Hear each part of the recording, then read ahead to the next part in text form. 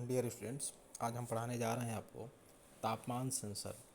और ये तापमान सेंसर के अंतर्गत पहली चीज़ तो ये जानते हैं सेंसर होती क्या चीज़ है। सेंसर जो होता है वो किसी भी चीज़ को क्या करता है, सेंस करता है। और सेंस करने का मतलब ये हुआ, चाहे वो हीट को सेंस करेगा, चाहे वो आपके फोर्स को सेंस, बल को सेंस करेगा, चाहे वो आपकी स्पीड को सेंस करेगा। तो सेंस करने का मतलब होता है किसी चीज़ को क्या करना, महसूस करना। तो यहाँ पर हम जो पढ़ने जा रहे हैं वो है तापमान सेंसर। मीन्स हमको क्या करना, टेम्परेचर को सेंस करना है। तो तापमान किसी पिंड की तापीय अवस्था होती है। तापमान जो होता है किसी भी पिंड की एक तापीय मतलब कि कह सकते हैं ना कि टेम्परेचर की अवस्था होती है जो एक ठंडे पिंड को गर्म पिंड में भेद करती है। मतलब एक ठंडा पिंड होता है और एक गर्म पिंड होता है। तो हम ठंडा और गर्म कब कह पाएंगे, जब हमको बारे में पता रहेगा कि ये कैसे इसका विभेद होगा। तो यहाँ पर विभेद हम जो कर रहे हैं वो विभेद हम कर रहे हैं उसको टेम्परेचर के नाम पर। तो टेम्परेचर एक, जब टेम्परेचर बहुत ज़्यादा होता है तो उस समय किसी कोई चीज़ गर्म होती है, और जब टेम्परेचर ठंडा होता है, कम होगा, तो वो चीज़ें ठंडी होती हैं। तब हम उसको विभेद कर सकते हैं कि क्या होती है, कि इसके द्वारा हम उसके टेम्परेचर को माप सकते हैं और कह सकते हैं कि चीज़ें ठंडी और गर्म हैं। तो हमेशा ठंडे और गर्म के आधार पर ही किसी चीज़ का विभेद किया जा सकता है। तो वही चीज़ होता है तापमान सेंसर। मीन्स तापमान किसी पिंड की तापीय अवस्था होती है जो एक ठंडे पिंड को गर्म पिंड में भेद करती है। ठीक, मतलब दोनों में अंतर जो पैदा करेगा वो टेम्परेचर ही करेगा। अगर टेम्परेचर ज़्यादा है तो उसे कहेंगे हम लोग गर्म, अगर टेम्परेचर कम है तो उसे कहेंगे ठंडा। तो गर्म और ठंडे के बीच में अंतर जो पैदा करेगा वो तापमान ही करता है किसी भी पिंड पर। अब सामान्य तापमान के मापन के लिए थर्मोमीटर का प्रयोग किया जाता है। सामान्यतः हम जो तापमान को मापने के लिए प्रयोग करते हैं उपकरण, उसे हम लोग कहते हैं थर्मोमीटर। तथा उच्च तापमान के लिए पाइरोमीटर का प्रयोग किया जाता है। अगर तापमान बहुत उच्च होता है तो उस स्थान पर हम क्या करते हैं, पाइरोमीटर का प्रयोग करते हैं। तो तापमान के मापन के लिए थर्मोमीटर का प्रयोग किया जाएगा और उच्च तापमान को मापने के लिए हमेशा पाइरोमीटर का प्रयोग किया जाएगा। ऊष्मागतिकी का शून्य नियम तापमान के मापन के लिए आधारशिला है। ऊष्मागतिकी का जो शून्य नियम होता है, ठीक, वो तापमान के मापन के लिए क्या होता है, एक आधार माना जाता है। ठीक है, तो ऊष्मागतिकी का जो शून्य नियम होगा वो तापमान के मापन के लिए एक आधारशिला की तरह कार्य करता है। तो तापमान के लिए प्रयुक्तियाँ निम्न है। तापमान के लिए क्या क्या आपके इंस्ट्रूमेंट जो यूज किए जाते हैं वो निम्न है। सबसे पहला है लिक्विड इन ग्लास थर्मोमीटर। पहली चीज़ है कि लिक्विड इन ग्लास थर्मोमीटर, फिर है बाई मेटेलिक एलिमेंट, फिर है कांस्टेंट वॉल्यूम गैस थर्मोमीटर, फिर है प्रेशर थर्मोमीटर, फिर है थर्मोकपल, फिर है थर्मिस्टर, फिर है सेमीकंडक्टर जंक्शन सेंसर, फिर है इलेक्ट्रिकल सेंसर, फिर है फ्यूजिबल इंडिकेटर, फिर है लिक्विड क्रिस्टल। तो ये सारी चीज़ें जो हैं ये हम क्या कर सकते हैं, आपके तापमान के प्रयुक्तियों के रूप में प्रयोग किए जाते हैं। ठीक, तो हम एक बार और आपको थोड़ा बता दें कि वह सेंसर जो हमेशा गर्म और ठंडी का एहसास दिलाए किसी पिंड के अंतर्गत, तो वो तापमान होता है, और उसको सेंस करने वाला जो उपकरण होता है वो तापमान सेंसर कहलाता है। तापमान को मापने के लिए हम थर्मोमीटर का प्रयोग करते हैं और उच्च तापमान को मापने के लिए हम पाइरोमीटर का प्रयोग करते हैं। ऊष्मागतिकी का शून्य नियम भी इसी के आधार पर कार्य करता है कि अगर तीन चीज़ें रखी हैं ए बी सी, तो अगर एक ए का बैलेंस इक्विलिब्रियम कंडीशन में बी से है और बी और सी से है, तो ए की इक्विलिब्रियम कंडीशन सी से होगी। तो मीन्स क्या है यहाँ पे, इक्विलिब्रियम कंडीशन के अंतर्गत जो तीनों चीज़ें आपस में बराबर होती हैं। तो यहाँ पर लिखा है कि तापमान के लिए प्रयुक्तियाँ निम्न है। तापमान के लिए निम्न प्रयुक्तियों को हम करते हैं प्रयोग। पहला लिक्विड इन ग्लास थर्मोमीटर, फिर है बायो मेटेलिक एलिमेंट, फिर है कांस्टेंट वॉल्यूम गैस थर्मोमीटर, फिर है प्रेशर थर्मोमीटर, फिर है थर्मोकपल थर्मिस्टर, फिर है सेमीकंडक्टर जंक्शन सेंसर, फिर है इलेक्ट्रिकल सेंसर, फिर है फ्यूजिबल इंडिकेटर, और फिर है लिक्विड क्रिस्टल। इतनी चीज़ें जो होती हैं वो हमेशा हमें किस में मिलती हैं, टेम्परेचर सेंसर के अंतर्गत आती हैं। फिर है थर्मिस्टर, इसे थर्मल रजिस्टर के नाम से भी जाना जाता है। थर्मिस्टर को क्या कहते हैं, थर्मल रजिस्टर भी कहते हैं। यह एक तापीय सेंसिटिव वेरिएबल रेजिस्टेंस होता है। मतलब कि ये एक टेम्परेचर को सेंस करने वाला एक वेरिएबल, मतलब होता है परिवर्तनशील, वेरिएबल प्रतिरोधक होता है जो सिरेमिक अर्धचालक पदार्थ का बना होता है। जो सिरेमिक एक पदार्थ होता है सेमीकंडक्टर का ये बना होता है। यह डिस्क कॉमा वाशर के रूप में होता है। ये डिस्क और वाशर के रूप में प्रयोग में लाया जाता है। इसमें विभिन्न प्रकार के ऑक्साइड जैसे मैग्नीशियम, निकिल, कोबाल्ट, मतलब विभिन्न प्रकार के ऑक्साइड जैसे कौन कौन से हैं? मैग्नीशियम, निकिल और कोबाल्ट। इसकी प्रतिरोधकता 100 ओम से 4,50,000 ओम के करीब होती है। इसमें प्रतिरोधकता जो होगी वो आपकी किससे होगी? आपकी 100 से 4,50,000 ओम के करीब होती है। इसके साथ ही जर्मेनियम एवं कार्बन ग्लास की डोपिंग भी की जाती है। इसमें साथ ही साथ इसमें जर्मेनियम और कार्बन ग्लास की डोपिंग भी की जाती है। डोपिंग हमेशा सेमीकंडक्टर अर्धचालक के मध्य ही होती है। तो एक बार और इसको समझ लें कि थर्मल रजिस्टर के नाम से भी इसको जाना जाता है। यह एक तापीय सेंसिटिव या एक ताप के अंतर्गत सेंसिटिव वेरिएबल रेजिस्टेंस होता है जो सिरेमिक अर्धचालक पदार्थ का बना होता है। यह डिश वाशर के रूप में भी प्रयोग में लाया जाता है। इसमें विभिन्न प्रकार के ऑक्साइड जैसे कि मैग्नीशियम, कामा निकिल, कामा कोबाल्ट, जिसकी प्रतिरोधकता 100 से 4,50,000 ओम के मध्य में होती है। इसके साथ ही जर्मेनियम और कार्बन ग्लास की डोपिंग भी की जाती है। इसमें क्या किया जाता है? साथ में जर्मेनियम और कार्बन ग्लास की डोपिंग भी की जाती है। फिर थर्मोकपल थर्मोमीटर। यह एक उच्च तापमान लगभग 650 डिग्री सेंटीग्रेड से ऊपर जो थर्मोकपल थर्मोमीटर होता है, ये क्या होता है? यह एक उच्च तापमान लगभग 650 डिग्री सेंटीग्रेड से ऊपर के लिए थर्मोकपल तथा पायरोमीटर का उपयोग करता है। मतलब अगर तापमान 650 डिग्री सेंटीग्रेड से ऊपर चला जाता है तो उस समय हम क्या करते हैं? थर्मोकपल या पायरोमीटर का प्रयोग करते हैं तापमान को मापने के लिए। तो यह एक उच्च तापमान लगभग 650 डिग्री सेंटीग्रेड से ऊपर के लिए थर्मोकपल और पायरोमीटर का भी प्रयोग किया जाता है। तो थर्मोकपल थर्मोमीटर मीन्स जहाँ पर तापमान 650 डिग्री सेंटीग्रेड से ऊपर हो वहाँ पर हमेशा हम उच्च तापमान को मापने के लिए थर्मोकपल या पायरोमीटर का प्रयोग करते हैं जो मापने की क्रिया को करता है। अब इसके अंतर्गत क्या क्या प्रभाव आते हैं ये भी एक बार देख लें। इसके अंतर्गत आते हैं सीबैक इफेक्ट। ये भी एक इफेक्ट होता है तापमान के अंतर्गत जिसे हम लोग कहते हैं सीबैक इफेक्ट। फिर है पेल्टियर इफेक्ट, फिर थॉमसन इफेक्ट, फिर जूलियन इफेक्ट, फिर कंडक्शन इफेक्ट। ये 5 प्रकार के जो इफेक्ट हैं वो हमेशा क्या कहते हैं? तापमान के अंतर्गत ही इनको मेजर किया जाता है।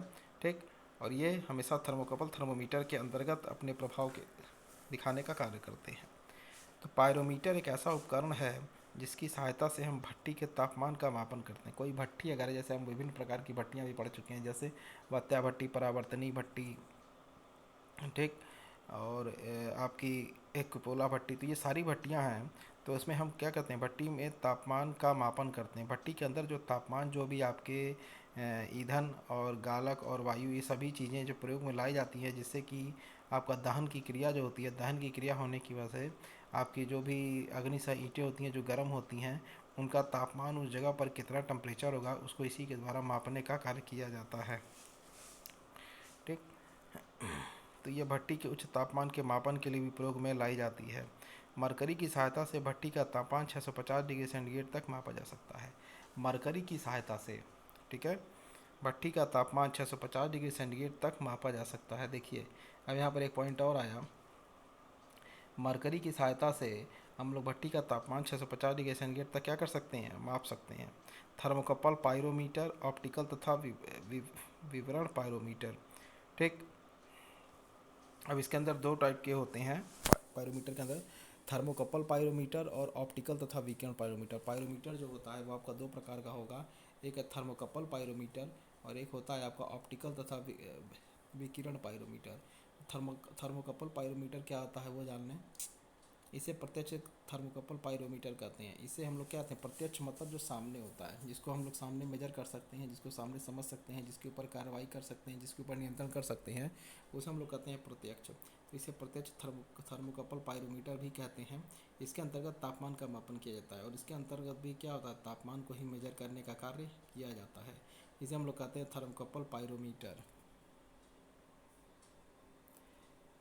फिर है जब गर्म वस्तु पायरोमीटर के संपर्क में आती है। अब देखिए यहाँ पे पॉइंट क्या लिखा, जब गर्म वस्तु पायरोमीटर के संपर्क में आती है तो इस पायरोमीटर में तार के 2 सिरों को इस प्रकार जोड़ा जाता है कि विद्युत सर्किट का निर्माण हो, मतलब हमको विद्युत सर्किट का निर्माण करना है क्या, दोनों सिरों के तारों को आपस में जोड़कर। जब गर्म वस्तु पायरोमीटर के संपर्क में आती है तो पायरोमीटर में तार के दोनों सिरों को आपस में जोड़ कर इस प्रकार जोड़ा जाता है कि विद्युत सर्किट का निर्माण हो जाए। मतलब कोई भी अगर वस्तु पायरोमीटर के संपर्क में आ रही है तो पायरोमीटर में लगे तार के दो सिरों को आपस में इस प्रकार जोड़ा जाता है कि वो एक विद्युत सेतु का या विद्युत सर्किट का निर्माण करें। तार के दोनों सिरे अलग अलग धातुओं के बनाए जाते हैं, मतलब तार के जो होंगे एक सिरा वन सिरा टू, दो सिरे ए और बी, दो अगर दो सिराएँ हैं तो दोनों सिरों को हम लोग अलग अलग धातुओं से बनाते हैं, जिससे सर्किट में विद्युत धारा प्रवाहित होती है। जिससे क्या होती है, सर्किट में विद्युत धारा अपने स्तर से प्रवाहित होती है। दो तारों के इस जोड़ को थर्मोकपल पायरोमीटर कहते हैं। दो तारों के इस जोड़ को हम लोग क्या कहते हैं, थर्मोकपल पायरोमीटर। दो तारों के इस जोड़ को थर्मोकपल पायरोमीटर कहते हैं। दो तारों के इस जोड़ को थर्मोकपल पायरोमीटर के नाम से जाता है। अब सीधे तौर पर समझ लें कि जब कोई गर्म वस्तु पायरोमीटर के संपर्क में आती है तो पायरोमीटर में तार के दो सिरों को आपस में जोड़ दिया जाता है कि वे एक प्रकार का विद्युत सर्किट का निर्माण करें। तार के दोनों सिरे अलग अलग धातुओं के बनाए जाते हैं। तार के दोनों सिरे अलग अलग धातुओं के बनाए जाते हैं जिससे सर्किट में विद्युत धारा प्रवाहित होती है। जिससे कि सर्किट में विद्युत धारा प्रवाहित होती है। तार के दोनों सिरे अलग अलग धातुओं के बनाए जाते हैं जिससे सर्किट में विद्युत धारा प्रवाहित होती है। अगर सर्किट में विद्युत धारा प्रवाहित होगी तभी वो कार्य को सही ढंग से कर पाएगा।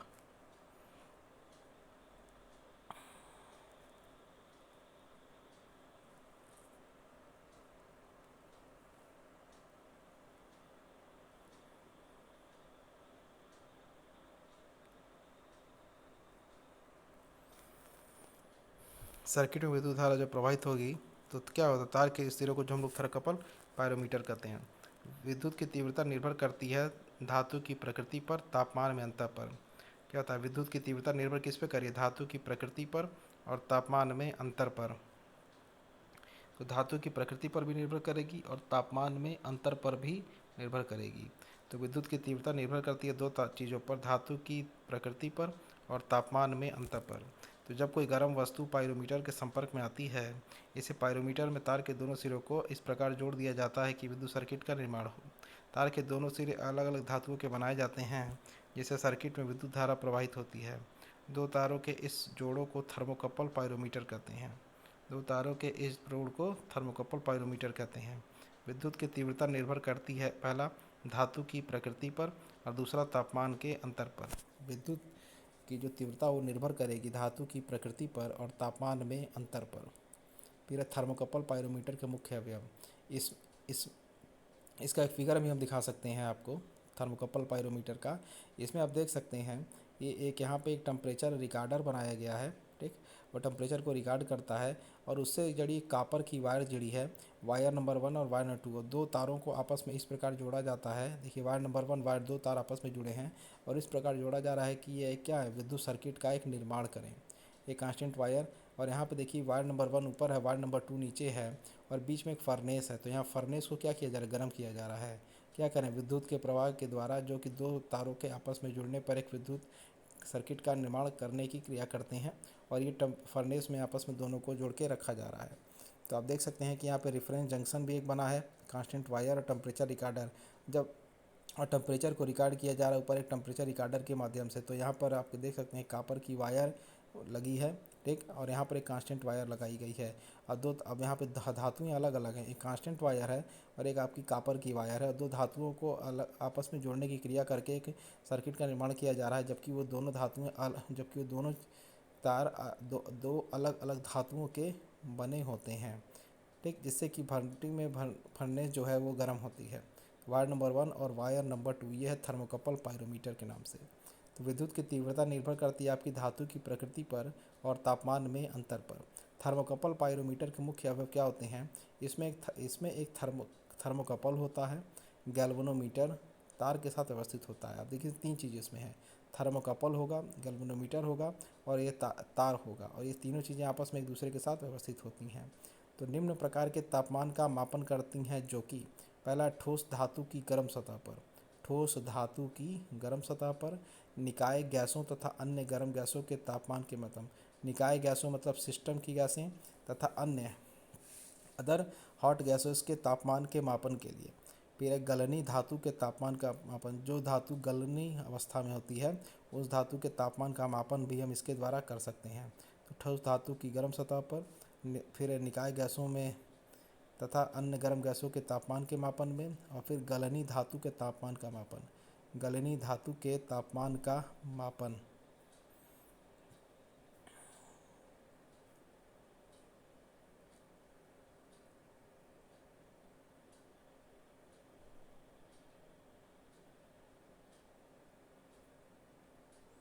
फिर विभिन्न प्रकार के थर्मोकपल पाइरोमीटर। ठीक, तो यहाँ पे है सबसे पहला है थर्मोकपल पाइरोमीटर में नोबेल धातु थर्मोकपल।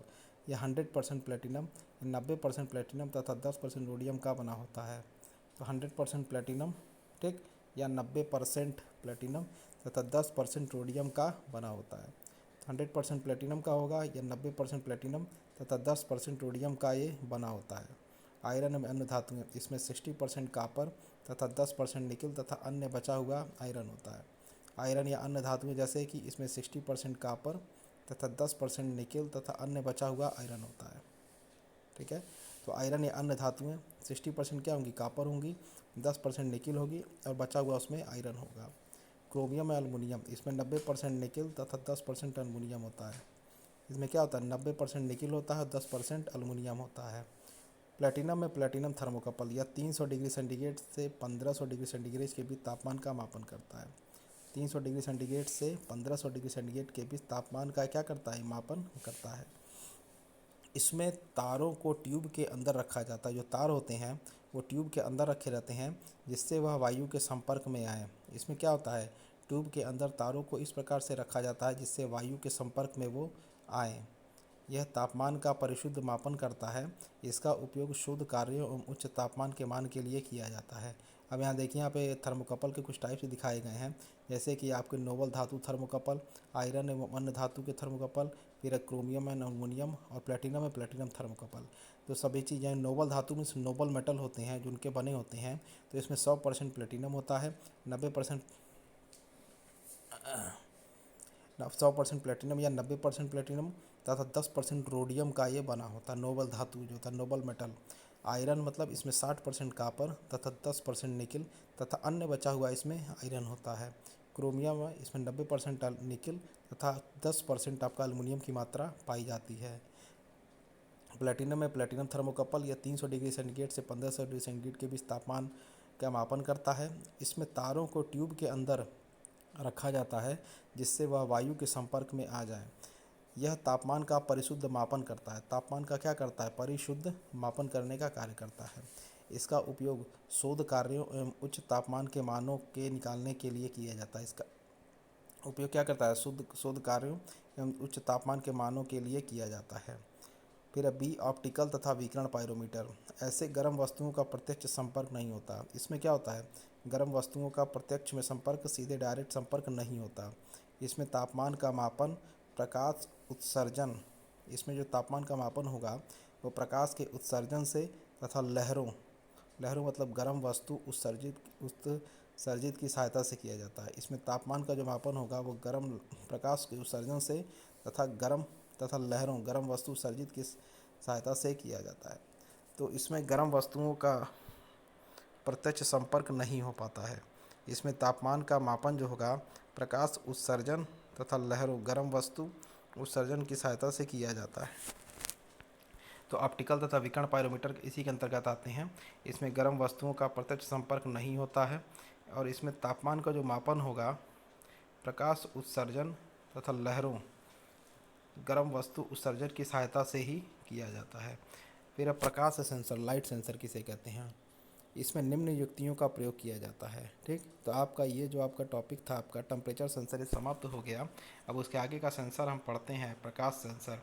इसमें निम्न युक्तियों का प्रयोग किया जाता है। सबसे पहला फोटो डायोड, फिर है फोटो ट्रांजिस्टर, फिर है फोटो रजिस्टर। ठीक, प्रकाश सेंसर मतलब हम जो सेंस करेंगे वो यहाँ प्रकाश को सेंस करके अपनी गतिविधि को संचालित करेंगे। तो प्रकाश का प्रयोग करने से इस प्रकार के सेंसर को हम लोग कहते हैं लाइट सेंसर। तो फोटो डायोड क्या चीज़ होती है, यह अर्धचालक जंक्शन डायोड होता है जो किसी सर्किट से रेजिस्टेंस में क्या होता है, जुड़ा होता है। जब प्रकाश इन डायोड पर पड़ता है तो तीव्रता के आधार पर, जब कोई प्रकाश होता है डायोड पर पड़ता है तो तीव्रता के आधार पर रेजिस्टेंस की मात्रा बढ़ती है या घटती है। तो ये एक अर्धचालक जंक्शन डायोड होता है जो किसी सर्किट से रेजिस्टेंस से जुड़ा होता है, जुड़ा होता है। जब प्रकाश इन डायोड पर पड़ता है तो तीव्रता के आधार पर रेजिस्टेंस की मात्रा बढ़ती या घटती है। जब प्रकाश इन डायोड्स पर पड़ता है तो तीव्रता के आधार पर रेजिस्टेंस की मात्रा बढ़ती है या घटती है। तो ये अर्धचालक जंक्शन डायोड होते हैं जो किसी सर्किट से रेजिस्टेंस से जुड़े होते हैं। जब प्रकाश इन डायोड पर पड़ते हैं तो तीव्रता के आधार पर रेजिस्टेंस की मात्रा बढ़ती है या घटती है। जब प्रकाश क्या करते हैं, इन डायोड्स के ऊपर पड़ेंगे तो तीव्रता के आधार पर रेजिस्टेंस की मात्रा बढ़ेगी या घटेगी। फिर है फोटो ट्रांजिस्टर। इसमें कलेक्टर बेस्ड पीएन जंक्शन होता है। जंक्शन का मतलब देखिए, जंक्शन मतलब 2 पॉइंट्स, आपके एक पी जंक्शन एक एन जंक्शन। तो इसमें कलेक्टर होगा तो बेस पीएन जंक्शन होता है। जब ट्रांजिस्टर पर प्रकाश नहीं पड़ता है तो कम तीव्रता की विद्युत, जब ट्रांजिस्टर पर जब प्रकाश नहीं पड़ेगा तो उसकी तीव्रता क्या हो जाएगी, कम पड़ जाती है। तो तीव्रता उसकी क्या, विद्युत की तीव्रता कलेक्टर टू एमीटर सर्किट में प्रवेश करती है। तो इसमें एक होता है कलेक्टर, एक होता है इमीटर।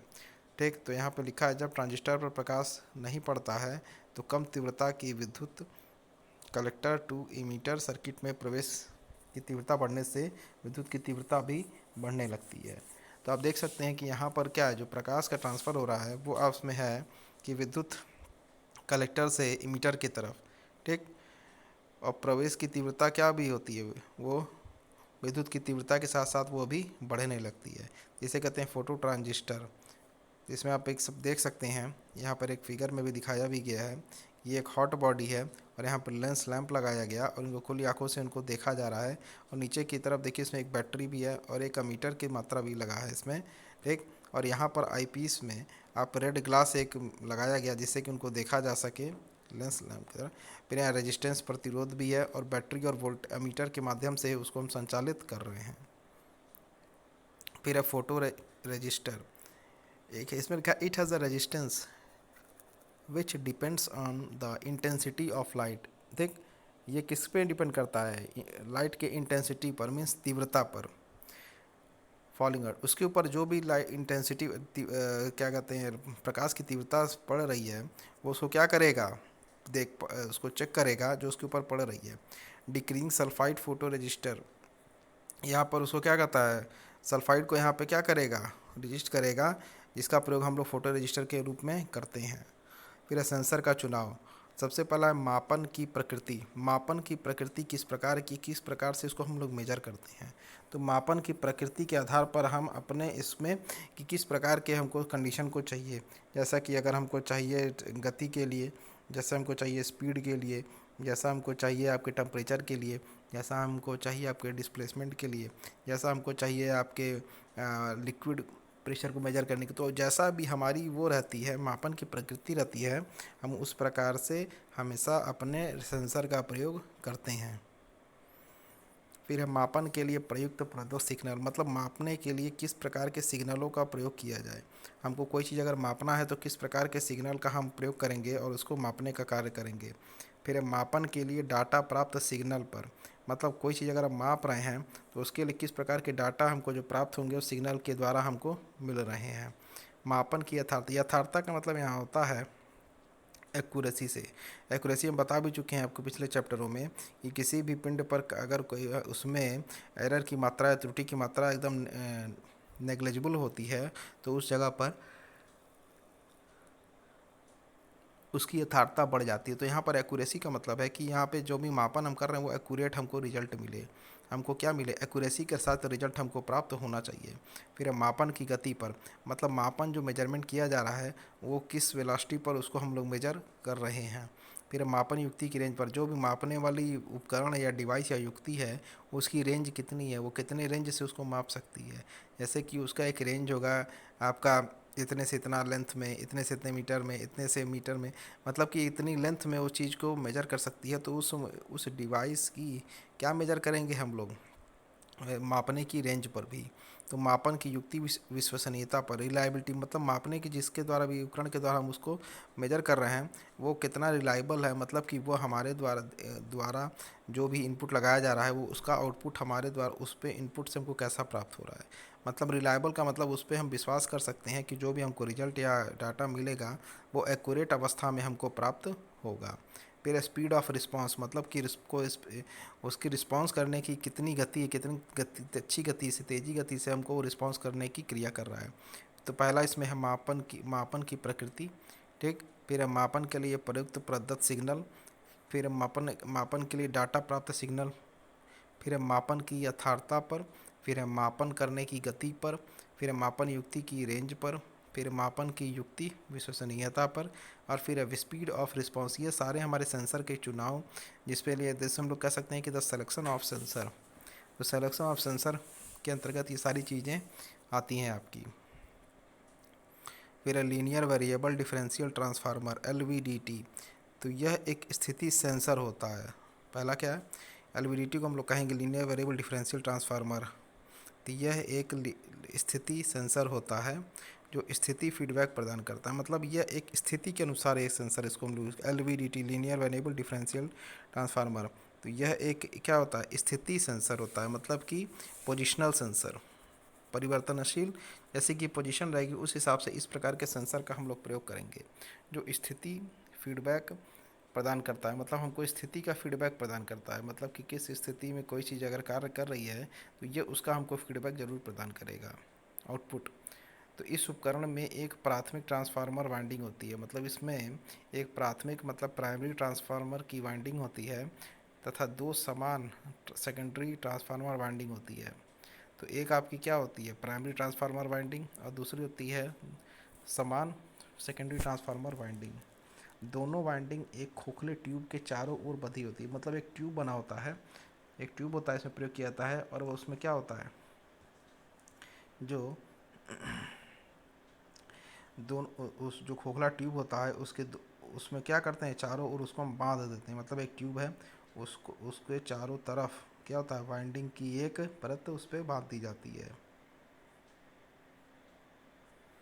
तथा एक गतिमान कोर के लिए कैविटी प्रदान करता है। मतलब एक गतिमान कोर का मतलब एक इसके पॉइंट पर, एक कोर पर, एक किनारे पर हम लोग क्या करते हैं, वहाँ पर एक कैविटी उत्पन्न करते हैं। यह गतिमान कोर निकाय के उस अंग से जुड़ा होता है जिसे स्थिति को मापन होता है। मतलब जो भी गतिमान आपका कोर होगा वो निकाय के उस अंग से, उस पार्ट से जुड़ा होता है जिससे हम लोग स्थिति को मापित कार्य कर सकते हैं। मतलब एक खोखली ट्यूब होती है, ट्यूब के चारों तरफ हम लोग वाइंडिंग की प्रयोग करते हैं तथा एक गतिमान किनारे की ओर हम लोग कोर रखते हैं जिससे हम उसके अंदर उपस्थित होने वाली स्थिति के मापन को कर सकते हैं। गतिमान कोर एक प्राइमरी एवं सेकेंडरी वाइंडिंग के बीच, जो गतिमान कोर होगा उसमें एक प्राइमरी और सेकेंडरी वाइंडिंग के बीच में हम लोग चुंबकीय लिंकेज प्रदान करते हैं। तो गतिमान कोर एक प्राइमरी तथा सेकेंडरी वाइंडिंग के बीच में हम चुंबकीय लिंकेज प्रदान करते हैं। तो प्राइमरी और सेकेंडरी वाइंडिंग के बीच में हम लोग चुंबकीय एक लिंक प्रदान करते हैं, मतलब कि मैग्नेटिक अट्रैक्शन वहाँ पे प्रोवाइड कराएंगे, लिंकेज प्रोवाइड कराएंगे। उनके बीच में हमेशा क्या रहेगा, उन कोरों के बीच में गतिमान रहेगा। अधिकतम वोल्टेज तब उत्पन्न होता है उन कोरों के बीच में, मैक्सिमम वोल्टेज जब तब उत्पन्न होगा जब गतिमान कोर सेकेंडरी वाइंडिंग के करीब होती है। तो जो गतिमान कोर होती है, जो आपकी कह सकते हैं डायनेमिक कंडीशन में जो कोर होगी वो क्या होगी, सेकेंडरी वाइंडिंग के करीब में कार्य करेगी। ठीक। तो ये होता है लीनियर वेरिएबल डिफरेंशियल ट्रांसफार्मर। तो ये पहला पॉइंट है कि यह एक स्थिति सेंसर, मतलब it is a positional sensor जो स्थिति के अंतर्गत फीडबैक प्रदान करता है, मतलब जो पोजीशन आउटपुट हमको प्रदान करेगा। इस उपकरण में, मतलब इस डिवाइस में एक प्राथमिक प्राइमरी ट्रांसफार्मर वाइंडिंग होती है तथा दो सेम सेकेंडरी ट्रांसफार्मर वाइंडिंग होती है। दोनों वाइंडिंग एक खोखले ट्यूब के चारों ओर बंधी होती हैं तथा एक गतिमान कोर के लिए कैविटी प्रदान करती हैं। जो गतिमान कोर होगी उसके लिए कैविटी प्रदान करने का ये कार्य करती हैं। यह गतिमान कोर निकाय के उस अंग से जुड़ा होता है जिसको स्थिति को हम मापन करते हैं। जो गतिमान कोर होती है वो क्या होता है, उस निकाय से जुड़ा होता है जिसमें हम लोग इसकी स्थिति को मापन कर सकते हैं। गतिमान कोर एक प्राइमरी एवं सेकेंडरी वाइंडिंग के बीच चुंबकीय लिंकेज प्रदान करता है। जो गतिमान कोर होगा वो प्राइमरी और सेकेंडरी के बीच में हमको एक लिंकेज की एक कोर प्रदान करेगा। ठीक। और अधिकतम वोल्टेज तब उत्पन्न होता है जब गतिमान कोर सेकेंडरी वाइंडिंग के करीब होता है। मैक्सिमम वोल्टेज जो होगा वो तब उत्पन्न होगा जब हमारा जो गतिमान कोर सेकेंडरी वाइंडिंग के करीब के निर्धारित कार्य करता है। फिर रेखीय घुमाऊ encoder, linear and rotary encoder. Encoder भी एक उपकरण होता है जिसका प्रयोग हम लोग अपने क्या करते हैं, सेंसर के अंतर्गत प्रयोग में लाते हैं। जब इनकोडर विद्युत यांत्रिक उपकरण होता है जिसकी सहायता से स्थिति एवं गति को मॉनिटर किया जाता है। तो इनकोडर जो होगा एक क्या होगा, विद्युत यांत्रिक उपकरण होगा जिसकी सहायता से, मतलब by the help of this, हम लोग स्थिति, पोजीशन और वेलोसिटी को मॉनिटर कर सकते हैं। तो पोजीशन और वेलोसिटी को मॉनिटर करने के लिए हम इनको एक इनकोडर का प्रयोग करते हैं। और इनकोडर जो होता है वो आपका विद्युत यांत्रिक उपकरण का कार्य करता है। एक इनकोडर ऑप्टिकल सेंसर का प्रयोग करता है। जो कि इनकोडर होगा वो एक ऑप्टिकल सेंसर का प्रयोग करता है जिसकी सहायता से यह पल्स की श्रेणी प्रदान करता है। तो इनकोडर जो होगा विद्युत यांत्रिक उपकरण होता है जिसकी सहायता से हम लोग स्थिति एवं गति को नियंत्रित करने का कार्य करते हैं, मॉनिटर करने का कार्य करते हैं। एक इनकोडर जो होगा वो ऑप्टिकल सेंसर का प्रयोग करता है। इनकोडर में एक ऑप्टिकल सेंसर का प्रयोग किया जाएगा जिसकी सहायता से यह पल्स की श्रेणी प्रदान करता है। ये क्या करता है, पल्स की जो मतलब जो पॉइंट्स होते हैं पल्स के रूप में, उनको एक क्या करता है, सीरीज में रखता है, जिससे हम लोग गति या स्थिति में उत्पन्न होने वाले दिशा को अनुवाद कर लेते हैं, मतलब उसको हम लोग पढ़ सकते हैं। ठीक। तो इनकोडर क्या है, विद्युत यांत्रिक उपकरण है। विद्युत मतलब इलेक्ट्रोमैकेनिकल उपकरण का प्रयोग किया जाता है और इसके by the help of this हम लोग पोजीशन और वेलोसिटी दोनों को इस पर मॉनिटर कर सकते हैं। एक इनकोडर जो होगा वो ऑप्टिकल सेंसर का प्रयोग करता है, इसकी सहायता से यह प्लस की श्रेणी को प्रदान करता है जिसको हम गति, स्थिति या दिशा में भी अनुवाद कर सकते हैं। ठीक। तो रेखीय घुमाई इनकोडर का सीधे तौर पर मतलब हो गया, it is a electromechanical device which is used to measure the condition of position and speed in terms of sensor. और इसी के द्वारा हम किसी की भी गति, स्थिति या दिशा में अनुवाद कर सकते हैं। फिर टैकोमीटर। टैकोमीटर मीन्स क्या होता है, डिजिटल सेंसर।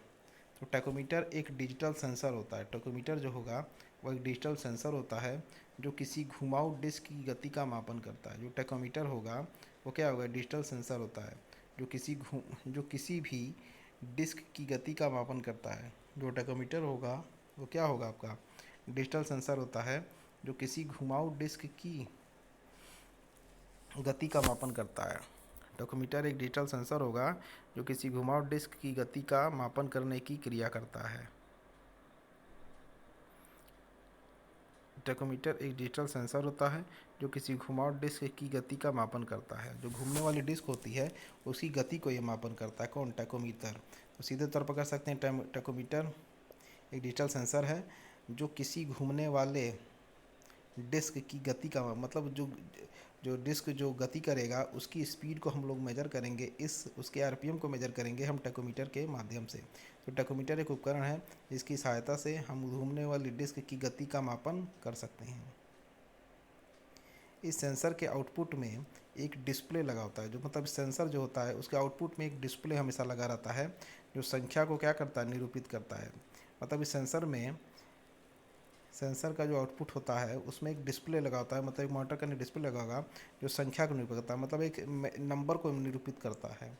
शाफ्ट की गति घुमाऊ प्रति सेकंड या मिनट में पाई जाती है। जो शाफ्ट घूमता है उसको हम लोग जो उसकी गति को मेजर करते हैं वो हम लोग प्रति सेकंड या मिनट में माप सकते हैं।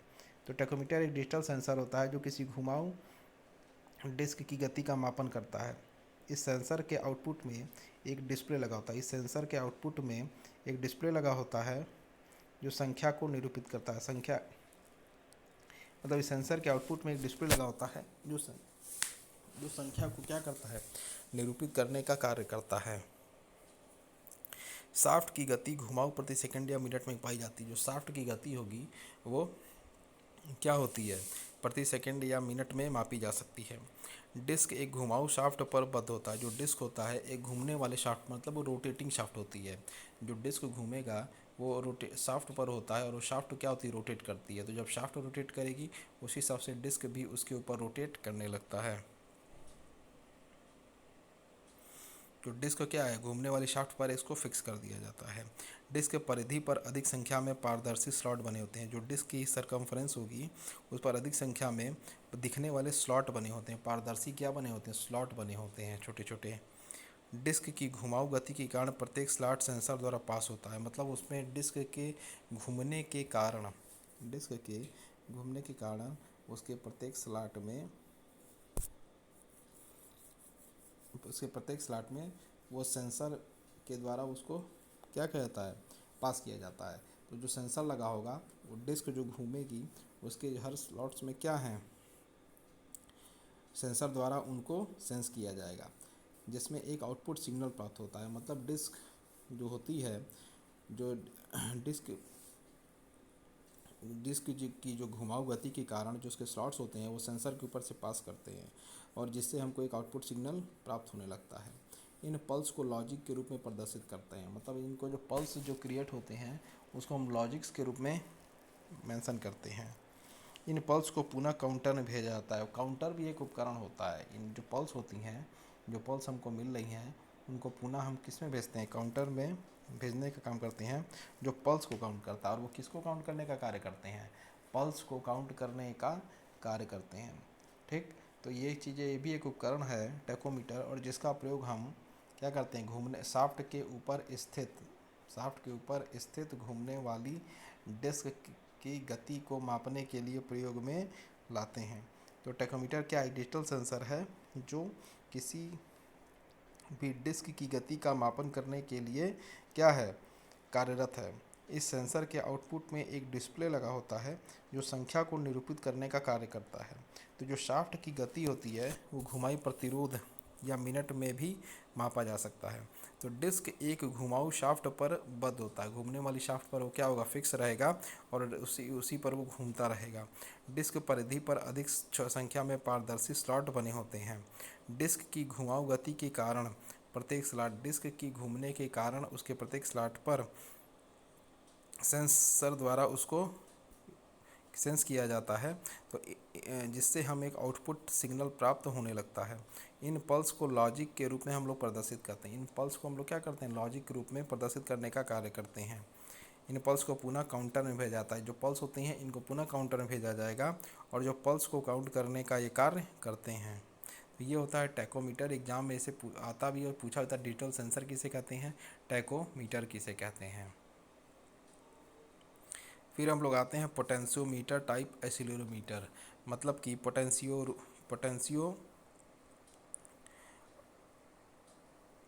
पोटेंशियोमेट्रिक प्रारूप त्वरणमापी। तो यह भी एक सरल प्रकार का त्वरणमापी होता है। मतलब इट इज़ अ एक्सीलरोमीटर। यह भी एक सरल प्रकार का क्या होता है, एक्सीलरोमीटर होता है। इसका प्रयोग निम्न आवृत्तियों, और इसका प्रयोग हम लोग करते हैं निम्न आवृत्ति मतलब लो फ्रीक्वेंसी आवृत्ति के बड़े परास रेंज के लिए किया जाता है। इसका प्रयोग हम लोग क्या करते हैं, निम्न आवृत्ति एवं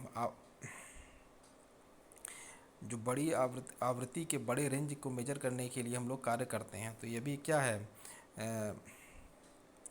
सिंपल टाइप का एक एक्सीलरोमीटर है, और इसका प्रयोग हम लोग के लो फ्रीक्वेंसी एवं और एक क्या करते हैं, आवृत्ति के रेंज को मेजर करने के लिए हम लोग यूज करते हैं। यह त्वरणमापी भी परम गति एब्सोल्यूट मीन का मापन करता है। जो ये त्वरणमापी एक्सीलरोमीटर होगा वो भी क्या एब्सोल्यूट मीन का मापने का कार्य करेगा। इस यंत्र में लगे भूकंप संहति, इस यंत्र में जो भी आपका भूकंप संहति मतलब मास, मतलब भूकंप को सहने वाला जो मास जिसके द्वारा उसको भूकंप सहा जाता है, का संपर्क एक प्रतिरोध पोटेंशियोमीटर के स्लाइड आर्म से बना होता है। मतलब इस यंत्र में क्या होता है, जो भी भूकंप संगति मतलब भूकंप को सहने की क्षमता रखने वाला सिस्मिक मास का होगा, उसका जो संपर्क होगा एक प्रतिरोध पोटेंशियोमीटर के स्लाइडर आर्म से वो बना रहता है। इसलिए इसे त्वरणमापी को पोटेंशियोमीटर टाइप एक्सीलरोमीटर का कहा जाता है। मतलब इसमें पोटेंशियोमीटर टाइप इसे हम लोग क्यों कहते हैं एक्सीलरोमीटर, इसलिए कह रहे हैं क्योंकि इसमें भूकंप संहति मतलब भूकंप मास मतलब सेस्मिक मास के संपर्क में रख के इसके अंदर उपस्थित प्रतिरोध को हम लोग पोटेंशियल स्लाइडिंग आर्म्स के रूप में लेकर चलते हैं। तो इसीलिए इसको त्वरणमापी पोटेंशियोमीटर टाइप एक्सेलेरोमीटर कहते हैं। इस प्रकार के त्वरणमापी में भी हम लोग फ्रेम और फ्लोइंग होता है। जो इस प्रकार का त्वरणमापी भी जो होता है फ्रेम होता है, और आपका किस में रहता है, हाउसिंग होता है, एक जगह पर स्थित फ्रेम में होता है। फ्रेमिंग होती है या हाउसिंग एक जगह पर बनी होती है। तो इस प्रकार के त्वरणमापी में क्या होता है, फ्रेमिंग होती है, हाउसिंग एक स्थान पर बनी होती है, जिसके अंतर ही डैशपॉट, भूकंप संहति, वाइपर लगे होते हैं। और इसके अंतर्गत ही क्या होता है, आपका डैशपॉट लगा होगा, भूकंप सहमति, वाइपर भी आपके लगे होंगे। अब लिखा त्वरणमापी के फ्रेम, फ्रेम का मतलब जिसमें उसको रखा जाता है, हाउसिंग, फ्रेम या हाउसिंग, तथा भूकंप संगति के बीच मतलब सिस्मिक मास या भूकंप के द्रव्यमान के अंतर्गत के बीच की सापेक्ष गति पोटेंशियोमीटर में होने वाले प्रतिरोध और उसके अंतर्गत होने वाले प्रतिरोध के परिवर्तन या यंत्र में लगे प्रतिरोध आउटपुट से प्राप्त वोल्टता आउटपुट के परिवर्तन के समानुपाती होती है। मतलब इसमें यह है कि त्वरणमापी के जो फ्रेमिंग जिसके अंतर्गत हम उसको फ्रेम किए हैं, उनकी हाउसिंग और भूकंप संहति के बीच में जो सापेक्ष गति उत्पन्न हो रही है, वो पोटेंशियोमीटर में विभवमापी में होने वाले प्रतिरोध परिवर्तन या यंत्र में प्रतिरोध आउटपुट से प्राप्त वोल्टता आउटपुट के परिवर्तन के समानुपाती कार्य करती है। इसका एक फिगर हम लोग देख सकते हैं कि आप देख सकते हैं कि ये एक फिगर है, आपका पोटेंशियल टाइप एक्सेलेरोमीटर से संबंधित है। ठीक, इसमें एक डैशपॉट बना है, डैशपॉट बनाया गया और उसका संबंध सीधे भूकंप सहमति सिस्मिक मास से है, जिस पर कि बल का प्रयोग किया जा रहा है। और ये हाउसिंग के अंदर मतलब एक फ्रेम के अंतर्गत ये सारी प्रक्रियाएं चल रही हैं।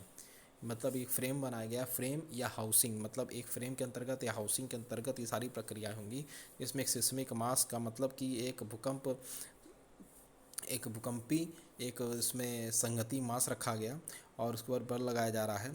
ठीक, और ये डैशपॉट एक नीचे की ओर इसमें रखा गया और प्रतिरोध विभवमापी मतलब रेजिस्टेंस पोटेंशियोमीटर इसके अंतर्गत है, और वो उसके प्रतिरोध आउटपुट रेजिस्टेंस आउटपुट को भी ये मेजर करने का कार्य कर सकता है।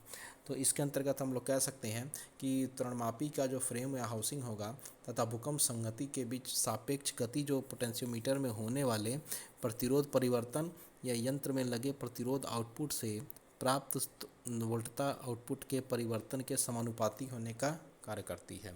तो यह आपका एक फिगर है जो आपको पोटेंशियोमीटर टाइप एक्सेलेरोमीटर के अंतर्गत आता है, और यह भी क्या करता है, यह आउटपुट को मेजर करता है on the basis of seismic mass. अब हम होते हैं LVDT प्रारूप त्वरणमापी मतलब लीनियर वेरिएबल डिफरेंशियल ट्रांसफार्मर। इसे कहते हैं LVDT टाइप एक्सेलेरोमीटर। इस भूकंपी त्वरणमापी में रेखीय परिवर्तन मतलब differential transformer linear variable differential transformer लगा होता है। इसलिए इसे LVDT प्रारूपित त्वरणमापी कहते हैं। इसे लीनियर क्यों कहते हैं, क्योंकि ये लीनियर वेरिएबल डिफरेंशियल ट्रांसफार्मर इसमें एक लगा होता है। इसी वजह से इसे हम लोग कहते हैं LVDT प्रारूपी त्वरणमापी लीनियर वेरिएबल डिफरेंशियल एक्सेलेरोमीटर। इस यंत्र में लगे LVDT की कोर मतलब इस यंत्र में जो LVDT की जो कोर होती है वो भूकंप संहति का कार्य करती है। इस यंत्र में जो भी आपकी LVDT की कोर होगी वो भूकंप को सहने की क्षमता रखने का कार्य करती है। ठीक, तो इस यंत्र में लगे LVDT की कोर भूकंप संहति का कार्य करती है। तो इस यंत्र में लगे जो LVDT की जो कोर होगी वो भूकंप को सहने का कार्य करने का कार्य करेगी।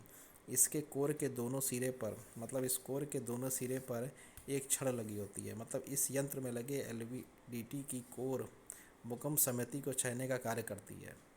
मतलब इसमें जो आपकी कोर लगी होगी, LVDT की कोर लगी होती है किनारों पर, वो भूकंप को सहने का कार्य करती है। इसके कोरों के दोनों सिरों पर एक छड़ लगी होती है। मतलब इसके कोरों के दोनों सिरों पर क्या होती है, एक छड़ लगी होती है। ये छड़ लचकदार रीढ़ से जुड़ी होती है। मतलब इसके ऊपर कोनों सिरों पर एक छड़ लगी होती है और ये जो छड़ होती है वो लचकदार रीढ़ से जुड़ी रहती है। ये लचकदार रीढ़ एक स्प्रिंग की तरह कार्य करती है। ये लचकदार जो रीढ़ होती है वो एक स्प्रिंग की तरह ऊपर नीचे रखने का कार्य करती है।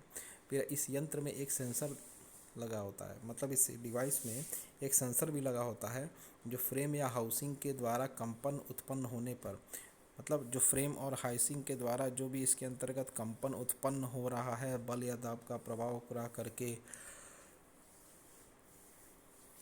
वह ऊपर नीचे गति करने लगता है। तो इस यंत्र में एक सेंसर भी लगा होता है जो फ्रेम या हाउसिंग के द्वारा कंपन उत्पन्न होने पर ऊपर नीचे गति करने का कार्य करने लगता है। तो इस यंत्र में एक सेंसर लगा होता है जो फ्रेम या हाउसिंग के द्वारा इस यंत्र में एक सेंसर भी लगा होता है जो फ्रेम या हाउसिंग के द्वारा कंपन उत्पन्न होने पर ऊपर नीचे गति करने भी लगता है।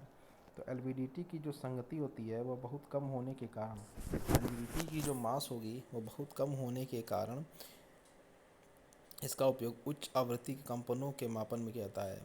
एलवीडीटी की जो मास होगी, जो द्रव्यमान या संगति होगी, बहुत कम होने के कारण इसका उपयोग हम उच्च आवृत्ति के कंपनों को ज्ञात करने या मापन करने में रखते हैं। जबकि स्थैतिक अवस्था में इसका उपयोग मतलब कि स्टैटिक कंडीशन में इसका उपयोग हम लोग निम्न आवृत्ति कंपनों के मापन में करते हैं। मतलब स्टैटिक अवस्था में इसका उपयोग हम लोग निम्न आवृत्ति के कंपनों के मापन में करते हैं। मतलब निम्न आवृत्ति के कंपनों के मापन में इसका प्रयोग हम लोग करते हैं। तो इस भूकंपमापी त्वरणमापी में हम लोग लीनियर वेव एक ट्रांसफार्मर लगाए होते हैं और इसी वजह से इसको हम लोग कहते हैं एलवीडीटी प्रारूपी त्वरणमापी। तो इस यंत्र में जो भी एलवीडीटी की एक और भूकंप संगति का कार्य करती है सहने का, इसके कोर के दोनों सिरों पर एक छड़ की क्रूड लगी होती है। ये छड़ लचकदार क्रूड के सिरों से जुड़ी रहती है। ये लचकदार रीड्स एक स्प्रिंग की तरह कार्य करती है। लचकदार जो रीड होगी वो एक स्प्रिंग की तरह कार्य करती है। इस यंत्र में एक सेंसर लगा होता है जो फ्रेम या हाउसिंग के द्वारा इस यंत्र में एक क्या लगा होता है, एक सेंसर लगा रहता है जो फ्रेम या हाउसिंग के द्वारा कंपन उत्पन्न होने पर इस यंत्र में एक सेंसर लगा होता है जो फ्रेम या हाउसिंग के द्वारा कंपन उत्पन्न करने होने पर ऊपर नीचे गति करने लगता है। तो एलवीडीटी की संगति बहुत कम होने के कारण इसका उपयोग उच्च आवृत्ति के कंपनों के मापन में किया जाता है। तो एलवीडीटी की संगति क्या होती है, बहुत कम होने के कारण इसका उपयोग हम लोग उच्च आवृत्ति के कंपनों के मापन में करते हैं। जबकि स्थैतिक अवस्था में इसका उपयोग निम्न आवृत्ति के कंपनों के मापन में किया जाता है। जबकि स्टैटिक अवस्था में इस प्रकार के कंपनों का प्रयोग हम लोग उनकी कंपनों के मापन में करते हैं। आप फिगर में देख सकते हैं, फिगर में दिखाया गया है कि एक हाउसिंग लगाई गई है, एक फ्रेम बनाया गया है। फ्रेम के अंतर्गत आपकी क्या है,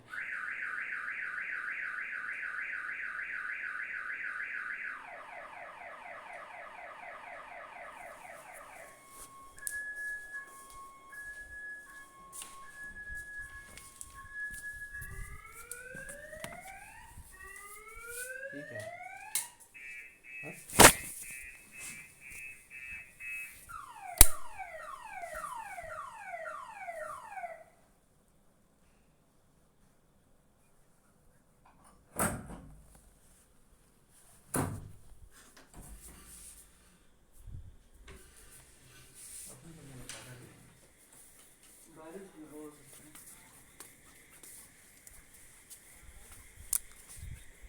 मोहल्ले में डर जाएंगे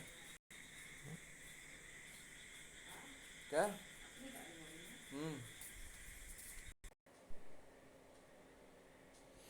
हम लोग इसमें एक देखिए एलवीडीटी का प्रयोग कर रहे हैं भूकंप त्वरणमापी को मेजर करने के लिए।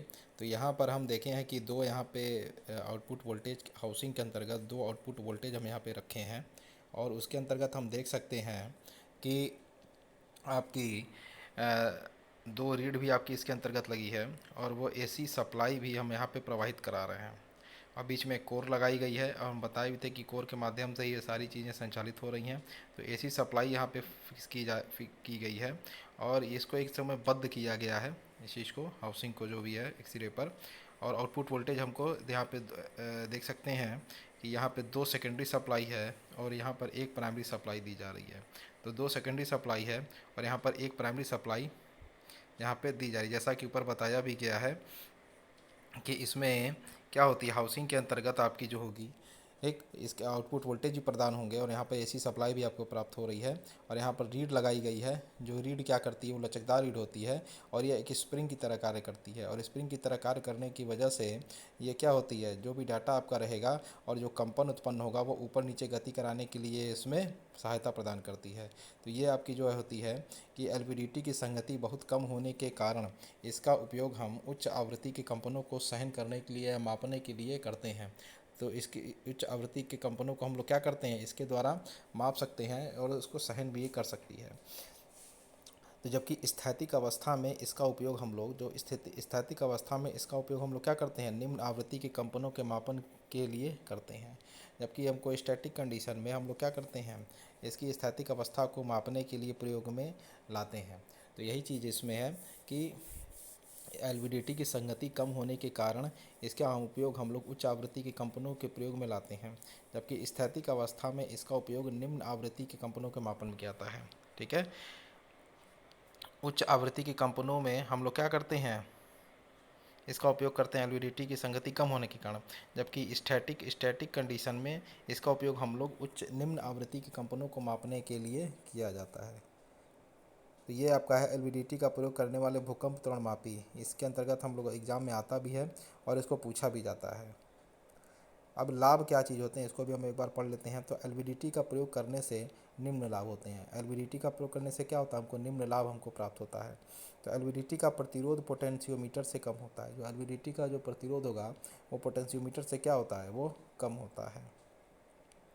फिर एलवीडीटी की संगति बहुत कम होती है। जो एलवीडीटी की मास होगा वो बहुत आपका कम माना जाता है और यह एक संपर्क रहित युक्ति होती है। मतलब कि ये नॉन कांटेक्ट एक रहता है, संपर्क रहित युक्ति होती है।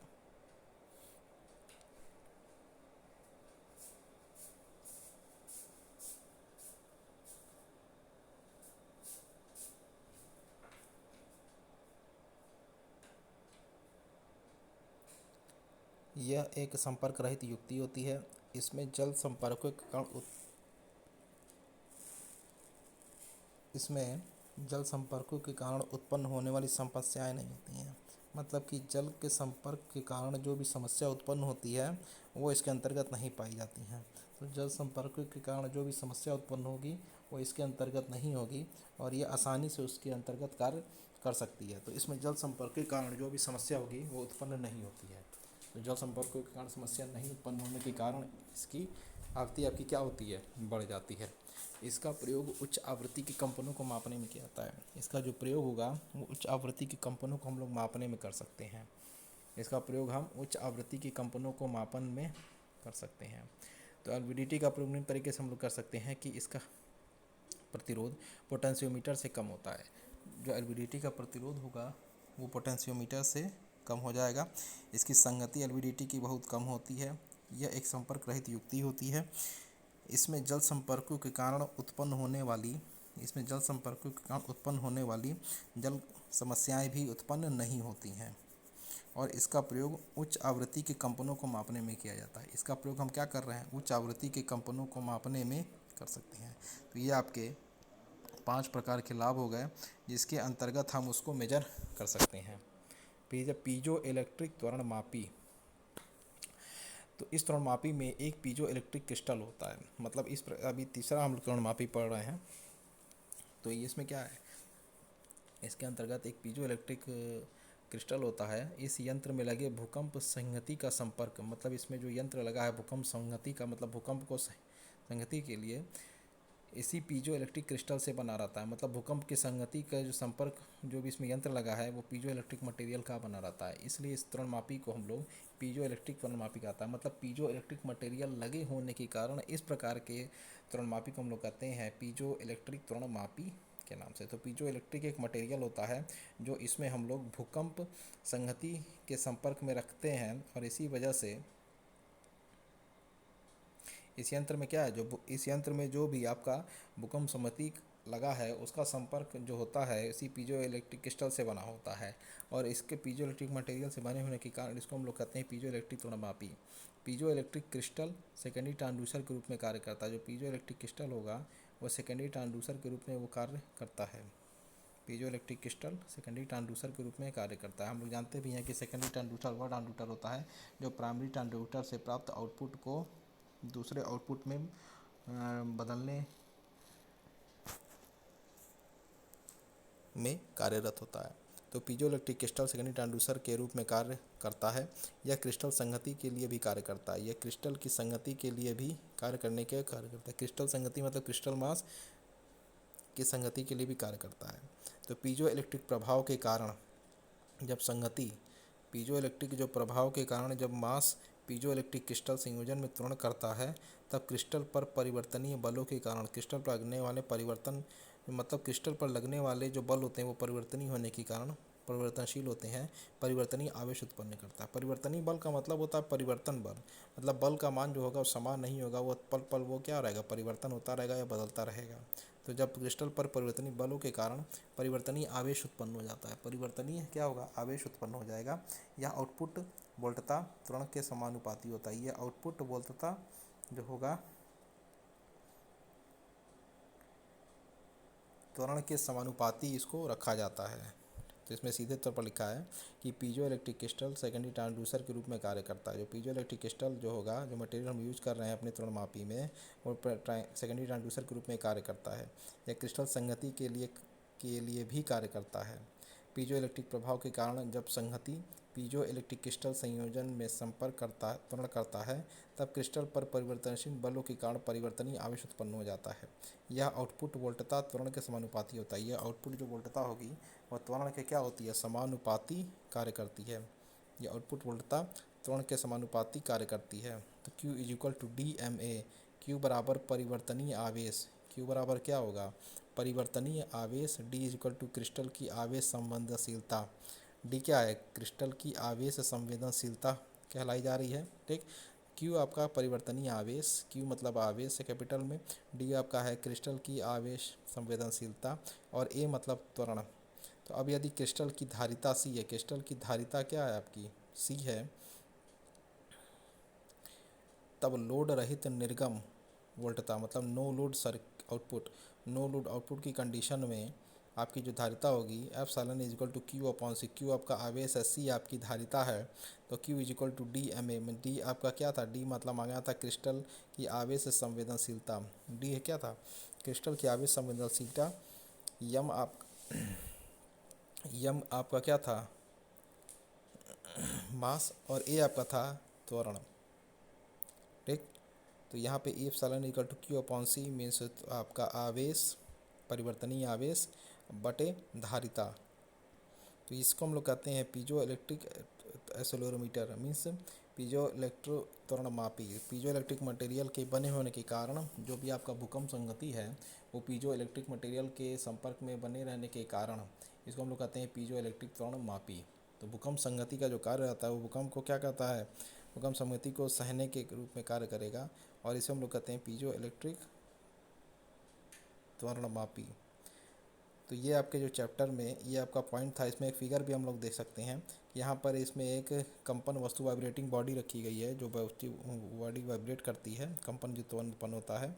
तो इसमें एक आधार प्लेट लगा है, इसमें एक आउटपुट है, स्प्रिंग ऊपर की ओर लगी है, हाउसिंग और या फ्रेम इस पर लगाया गया है, भूकंप संगति सिस्मिक एक मास लगाया गया जो भूकंप को सहने की क्षमता रखता है, नीचे कंपन वस्तु लगाई गई है, और यहाँ नीचे bohrium treated piezo electric crystal, नीचे एक मटेरियल रखा गया है जिसका नाम है barium titrate piezo electric crystal, और नीचे कंपन वाइब्रेटिंग बॉडी बनाई गई है। वाइब्रेटिंग बॉडी के ऊपर आपका एक क्या रखा गया है, एक अर्थिंग करके एक आउटपुट बनाया गया है, और यहाँ पर आउटपुट से आप देख सकते हैं एक आधार प्लेट रखी गई है, और प्लेट से संबंधित आपका प्लेट मतलब आधार प्लेट मतलब बेस प्लेट रखी गई है, और बेस प्लेट से संबंधित भूकंप संगति रखा गया है, जो कि क्या कहता है वो सारे ऊपर लगने वाले वाइब्रेशंस को सहन करने की क्षमता रखता है, और स्प्रिंग ऊपर लगाया गया जो उसकी गति के मापन में हमेशा सहायता प्रदान करता है। तो यहाँ पर एक पीजो इलेक्ट्रिक मटेरियल रखा गया है आपके इसी आउटपुट कंपन वस्तु के ऊपर, ठीक, जो कि क्या करता है आपके इस भूकंप संगति मास के साथ कार्य करता है पीजो इलेक्ट्रिक मटेरियल्स के रूप में। तो हम लोग ये कह सकते हैं कि जो आपका ये पीजो इलेक्ट्रिक मटेरियल होता है जो भी होगा, ये सेकेंडरी ट्रांसड्यूसर के रूप में कार्य करता है और ये क्रिस्टल संहति के लिए भी कार्य करने का कार्य करता है। तो एक समरी इसकी हो गई कि इस त्वरणमापी में एक पीजो इलेक्ट्रिक क्रिस्टल होता है। इस यंत्र में लगे भूकंप संहति का संपर्क, इस यंत्र में जो भी लगा है भूकंप संहति का संपर्क जो होगा वो पीजो इलेक्ट्रिक क्रिस्टल से बना रहता है। मतलब कि भूकंप संहति से जो भी संपर्क होगा आपका पीजो इलेक्ट्रिक क्रिस्टल का, वो हमेशा बना रहेगा और इसीलिए इसे त्वरणमापी को हम लोग पीजो इलेक्ट्रिक त्वरणमापी कहते हैं, क्योंकि पीजो इलेक्ट्रिक मटेरियल के बने रहने की, क्रिस्टल के बने रहने के कारण ये इसका संपर्क हमेशा भूकंप संगति के साथ बना रहता है। इसी वजह से इसको हम लोग कहते हैं पीजो इलेक्ट्रिक एक्सीलरोमीटर।